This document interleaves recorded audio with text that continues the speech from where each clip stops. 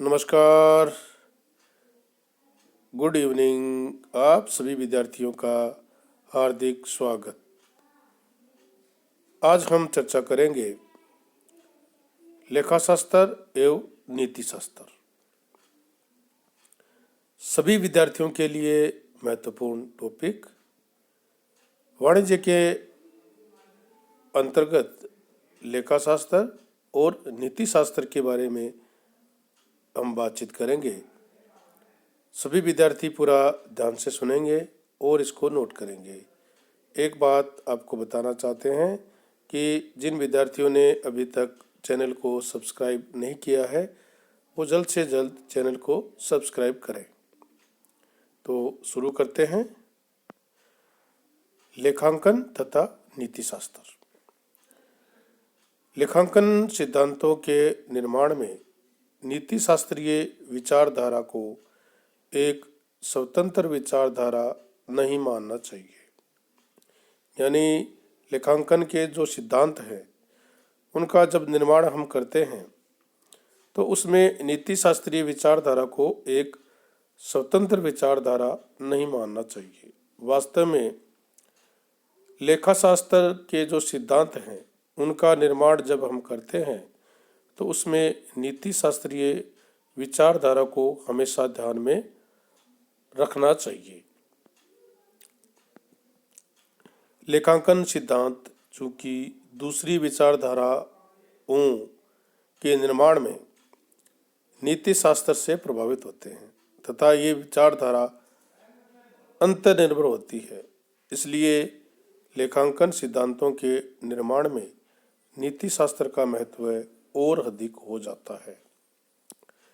लेखांकन सिद्धांतों में नीति शास्त्रीय विचारधारा विशेषकर शुद्धता, न्याय तथा सत्यता पर जोर देती है या बल देती है। ये सभी तत्व नीति शास्त्रीय विचारधारा के प्रमुख तत्व हैं। कौन कौन से? शुद्धता, न्याय, सत्यता।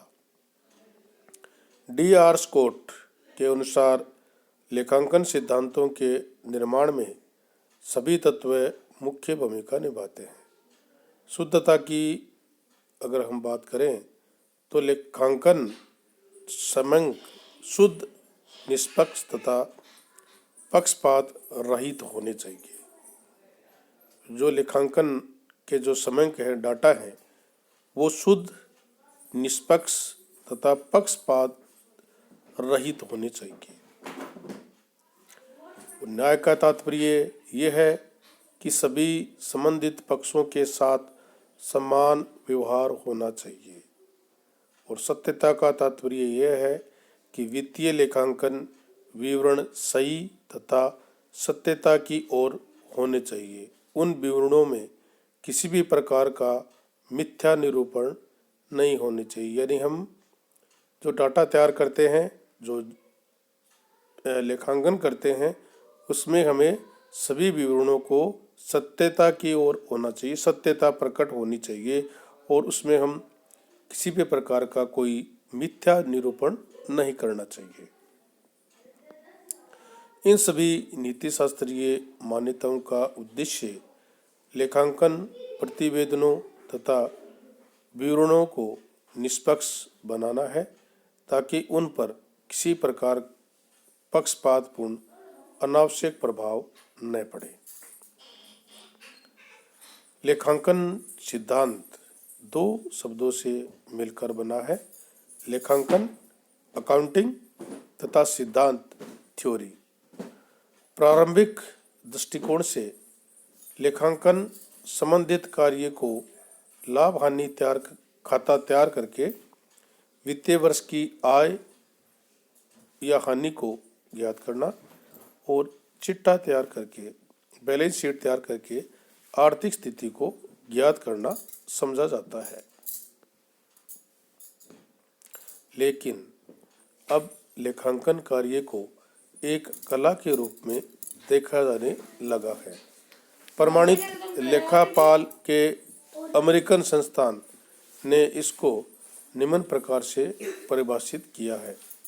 लेखांकन व्यवहारों तथा घटनाओं को कम से कम आंशिक रूप से वित्तीय स्वभाव की है को महत्वपूर्ण तरीके से लिखने, वर्गीकृत करने, सारांश करने तथा उन परिणामों की व्याख्या करने की कला है। उक्त परिभाषा के आधार पर यह कहा जा सकता है कि जिस प्रकार क्रिया को पहले यानी जिस कार्य को पहले पुस्तपालन कहा जाता था, अब लेखांकन का एक अंग बन गया है। अमेरिकन लेखा परिषद ने इसे आर्थिक सूचना को पहचानने, मापने तथा संप्रेषित करने की प्रक्रिया बताया है, जिससे सूचना के प्रवक्ता सूचना पर आधारित निर्णय कर सके। वित्तीय सूचना को पहचानना ये आवश्यक नहीं है कि जो सूचना व्यवसाय के संबंध में महत्वपूर्ण हो वे लेखांकन के दृष्टिकोण से प्रासंगिक हो।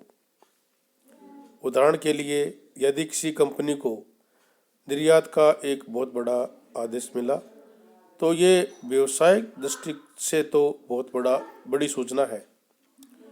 हो सकता है कि इसके प्रभाव से कंपनी के लाभों में कई गुना वृद्धि हो जाए, लेकिन लेखांकन के दृष्टिकोण से ये सूचना प्रासंगिक सूचना नहीं है। लेखांकन में वित्तीय सूचना को तभी पहचाना जाएगा जब व्यवहार हो जाए, यानी ट्रांजैक्शन हो जाए। केवल समझौते मात्र से इसको नहीं माना जा सकता। तो सूचना को पहचानना, वित्तीय सूचना को पहचानना। इसके बाद में सूचना को मापना। लेखांकन का दूसरा कार्य सूचना को मापने का आता है। इसके लिए सूचना ऐसी होनी चाहिए जिसे मुद्रा में मापा जा सके। यदि निर्यात का आदेश मिलने से कंपनी में प्रसन्नता की लहर दौड़ जाती है तो प्रसन्नता लेखांकन दृष्टिकोण से कोई सूचना नहीं है, क्योंकि इसका मुद्रा में मापन नहीं किया जा सकता। इसलिए सूचना को मापना ये दूसरा कार्य है। और सूचना को संप्रेषित करना, लेखांकन का सबसे जो महत्वपूर्ण कार्य है सूचना को संप्रेषित करना। ये क्रिया लेखांकन के सर्वमान्य सिद्धांत पर आधारित है। सूचना का संप्रेषण इस प्रकार होना चाहिए कि सूचना के प्रवक्ता इस पर आधारित जो निर्णय है वो ले सके। तो इस प्रकार लेखांकन और नीति शास्त्र में जो संबंध है उसके बारे में हम चर्चा कर रहे थे। आप सभी विद्यार्थियों का बहुत बहुत धन्यवाद। Thank you. Good night. शुभ रात्रि।